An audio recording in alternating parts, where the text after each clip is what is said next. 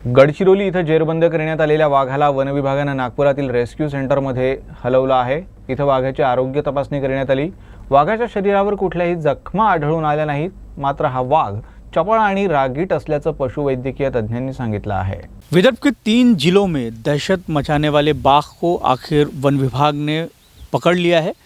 उसके पकड़े जाने के बाद में अब उसके इलाज की प्रक्रिया शुरू हो गई है और गोरेवाड़ा स्थित रेस्क्यू सेंटर में उसे लाया गया है। मेरे साथ डॉक्टर मयूर पावसे हैं, इन्होंने अभी बाघ को देखा है।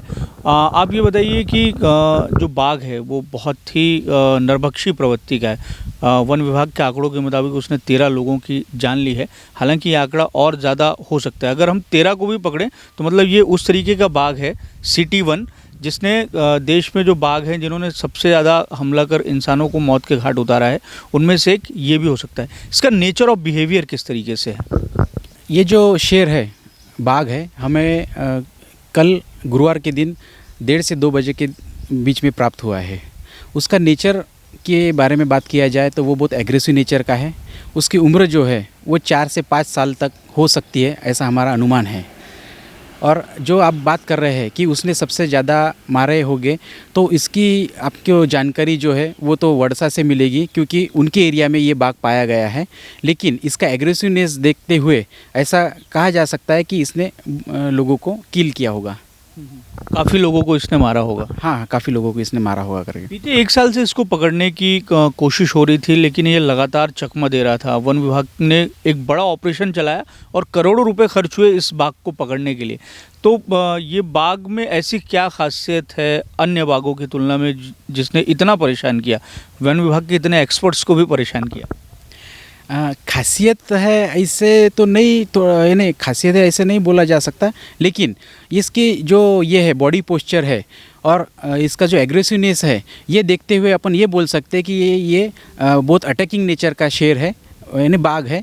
और इसको जो लाया गया है तो इसके दिक्कत इसलिए हुई है क्योंकि वो डेंस फॉरेस्ट में घूमते रहा है और जो आसपास के जो विलेजेस के लोग हैं इनको उसमें अटैक किया है। ये बताइए कि आपके पास में आने के बाद में या उसको अभी आपने चेक किया होगा, देखा होगा कि उसको किस तरीके से कुछ इंजरीज हैं या क्या है, या क्या लाइन ऑफ ट्रीटमेंट रहा, किस तरीके से उसका ट्रीटमेंट किया गया या क्या देखा गया?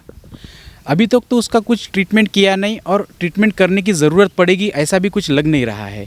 तो लाइन ऑफ ट्रीटमेंट का के अलावा मैं ये बोलूँगा, क्योंकि उसको कल जब दोपहर को इसको लाया गया है तो उसको हमने खाना नहीं दिया। क्यों? उसका रीज़न ये है कि उसको सवेरे एनेस्थीसिया दिया था। तो एनेस्थीसिया देने के बाद में कुछ घंटों तक अपन उसको खाना नहीं देते, क्योंकि बाकी के कॉम्प्लिकेशंस रोकने के लिए। तो आज उसको खाना डालेंगे हम अभी, और खाना डालने के बाद में उसको देखेंगे। और वैसे देखा जाए तो उसको एक्सटर्नल इंजरीज कुछ दिखी नहीं है अभी।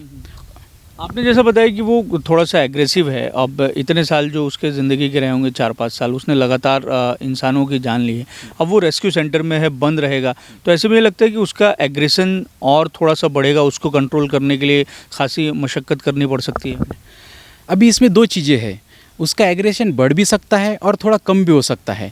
लेकिन अपन ये वन विभाग के नियमों के अनुसार अगर कौन सा बाघ मैन ईटर कहलाता है, अगर वो प्रूव हो गया कि इसने आदमियों को मारा है, तो उसको अपन फिर से रीवाइल्ड यानी फिर से जंगल में नहीं छोड़ सकते हैं।